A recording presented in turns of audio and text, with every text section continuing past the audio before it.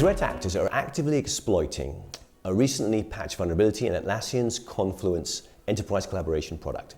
Hi, I'm Dan Brett, CSO of CounterCraft. I'm here with David Barroso, the CEO, and we're going to take a deep dive into what we've discovered in terms of payloads and threat information data about people actively exploiting this vulnerability. So David, tell me a bit more. What kind of data have we discovered about this vulnerability? So the moment that the Confluence exploit was in the wild and many people were using it, that exploit actively, there was a very nice blog post by Census saying that there were around more than 10K vulnerable servers connected to the internet. So, but after a couple of days, there were like less than 8K. So I think that it's very good news that people were just patching everything very quickly. And during those days, we were able to detect different kind of payloads. Typically, the most common one was just installing your favorite cryptocurrency miner. Okay, fantastic. So the overall pool of available servers went down over time, which you'd expect with patching, but we did get some interesting stuff about crypto. Okay, so why is Confluence a big deal? Why is it an important thing? So the problem with Confluence is that many people, many companies rely on Confluence for all the documentation purposes. Like the very high sensitive documents are stored in Confluence. It's like a wiki for the people that don't work with Confluence. So many key sensitive information is stored in Confluence. So if any attacker can log into a Confluence server, grab all information, that of course will be very valuable for the attacker. Right, fantastic. So in terms of an enterprise product, it's really, quite an important motherlode of information. Would people even store secrets in it, maybe? Sure, yeah, I guess that many people store even passwords. Right, okay. So there is a big deal, and especially for large enterprises using it. Fantastic. Okay, so just quickly, how did our team get access to this threat intel data? What did we do to gather intel data about Confluence? So part of our mission of trying to classify the internet noise, we try to deploy as soon as there is a new vulnerability, we try to deploy vulnerable servers or vulnerable software so that we can see in real time what the actors are trying to do.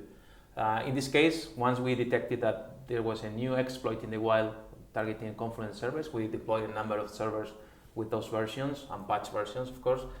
So we were able to detect in real time what the attackers were trying to do, and were from the basic installing crypto miners, usually XMRig, that's the favorite crypto miner for everyone. It's an open source tool, but it's one of the best for mining, Monero.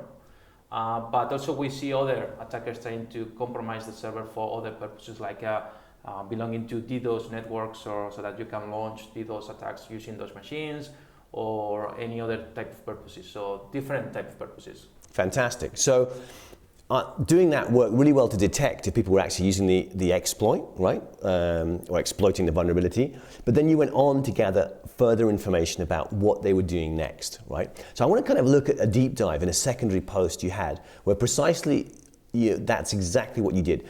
You found out that one team, and you followed step by step the setup of exactly how these crypto miners were setting up and gaining persistence. Can you tell me anything interesting about that, David? Yeah, so I guess that was the typical payload where Confluence is written in Java, so they were using a very well-known Java payload, so that you execute a kind of JavaScript inside the Java virtual machine, and then you can detect if the machine is Windows or Linux, and then you drop the payload you need for depending on the operating system.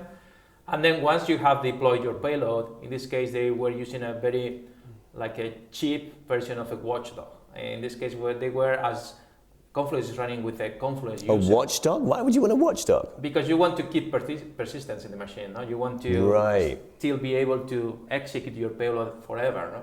So if someone switches the machine off or deletes your files, you want to come back. Okay. Yes. Or if anyone finds you and kills your process, you want to recover from that. Okay. So in this case, it was a cheap version of Watchdog, because the problem with Confluence, or the good thing about Confluence, is running as the Confluence user. It's not root, or it's not administrator in Windows. So you cannot overwrite system files or install things in the operating system very easily. So in this case, what they are trying to do is they had that Watchdog, so that they were detecting if the payload was running, and if not, they were executing the payload, downloading and executing again the payload. So it's a basic method of gaining persistence, but it's effective. Wow, so we've seen that these threat actors They're prepared to sit within the limitations of this Confluence user and use a kind of cheap and nasty method with a watchdog of keeping persistent. Yeah. But that's great. Well done, the CounterCraft Threat Intel team. This is good news, okay? So listen, if you want to hear more of news about these kind of exploits, make sure you like and subscribe to this channel, okay? Thanks very much, David, today. Yeah, thank you. And thank you for watching with us.